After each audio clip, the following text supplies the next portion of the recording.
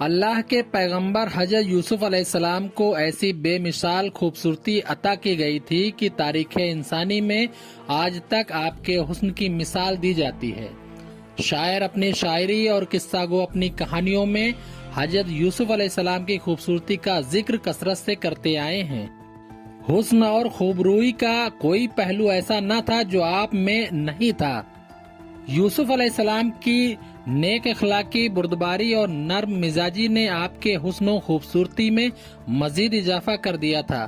کوئی شخص بھی یوسف علیہ السلام کو پہلی مرتبہ دیکھنے پر ہی آپ کا فریفتہ اور حسن کا قائل ہو جاتا، مگر آپ کی اس بے مثال خوبصورتی کا ایک المناک پہلو یہ بھی تھا کہ اسی حسن کی وجہ سے آپ کی زندگی بہت سے مشکلات کا شکار ہوئی اور آپ کا حسن ہی آپ کے لیے مصائب اور آزمائشوں کا سبب بن گیا۔ حضرت یوسف علیہ السلام کے والد کا نام یعقوب علیہ السلام تھا، جو خود ایک جلیل القدر نبی تھے۔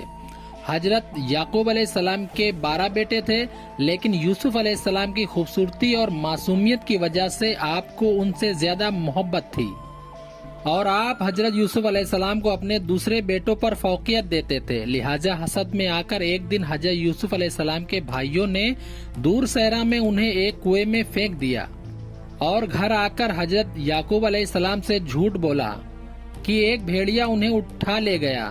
اس پر آپ حضرت یوسف علیہ السلام کی قمیض لے کر روتے روتے اپنے حجرے میں چلے گئے۔ کافی عرصہ یوں ہی روتے رہے اور اپنے بیٹوں سے ناراض رہے۔ ادھر ایک قافلہ جب کنویں کے پاس سے گزرا تو انہوں نے یوسف علیہ السلام کو وہاں سے باہر نکالا۔ انہوں نے دیکھا کہ یہ ایک نہایت حسین و جمیل بچہ ہے، لہٰذا آپ کو مصر کے بازار لے گئے تاکہ انہیں بطور غلام بیچ کر کچھ رقم حاصل کر سکیں۔ عزیز مصر نے جب یوسف علیہ السلام کو دیکھا تو بہت متاثر ہوئے اور اچھی قیمت دے کر انہیں خرید لیا اور انہیں اپنے پاس لے آیا۔ اس نے اپنی بیوی سے کہا کہ اس غلام کو اچھی طرح پرورش کرو۔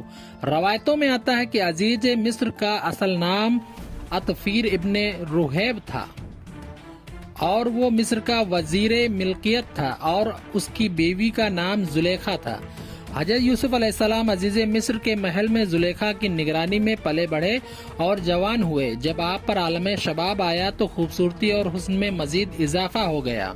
عالم یہ تھا کہ جو کوئی بھی آپ کے پرکشش چہرے کی طرف دیکھتا تو اس پر سے نظر ہٹانا مشکل ہو جاتا۔ ایک حدیث میں رسول اللہ صلی اللہ تعالی علیہ وسلم نے فرمایا کہ جب دنیا بنی تو حسن کے 3 حصے کیے گئے، جن میں ایک حصہ حضرت یوسف علیہ السلام کو دیا گیا اور ایک حصہ ان کی والدہ کو دیا گیا اور ایک حصہ پوری دنیا میں تقسیم کیا گیا۔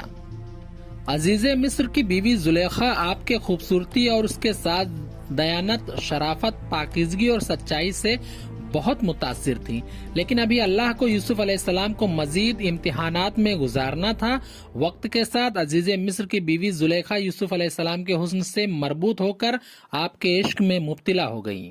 ایک دن زلیخا نے حضرت یوسف علیہ السلام کو اپنے خوابگاہ میں بلایا اور دروازہ بند کر کے اپنے حرام خواہش کو ظاہر کیا، مگر حضرت یوسف علیہ السلام نے اللہ کا نام لیا اور خوف کھاتے ہوئے دروازے کی جانب بھاگے۔ زلیخا نے انہیں پکڑنے کے لیے ان کے پیچھے دوڑی۔ قمیض کا پچھلا دامن ان کے ہاتھ میں آ گیا۔ اس نے اپنی طرف کھینچا تو وہ پھٹ گیا۔ حضرت یوسف علیہ السلام باہر نکلے تو سامنے عزیز مصر کھڑا تھا، پیچھے زلیخا بھی باہر آ گئیں۔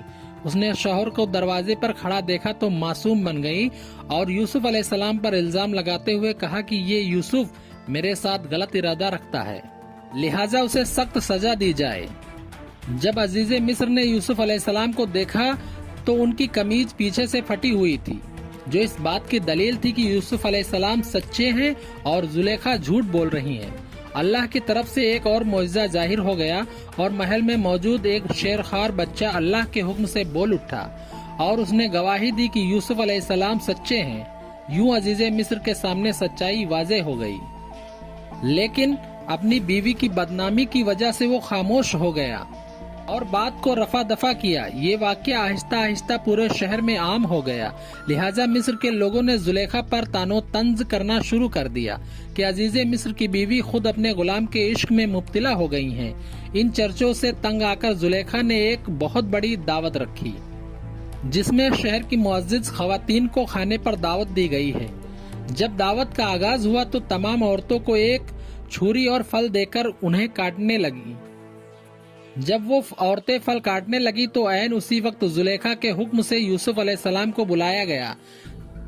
जैसे ही उन औरतों ने यूसुफ अलैहिस्सलाम को देखा तो मदहोश हो गईं और फल की जगह अपनी उंगलियां काट लीं।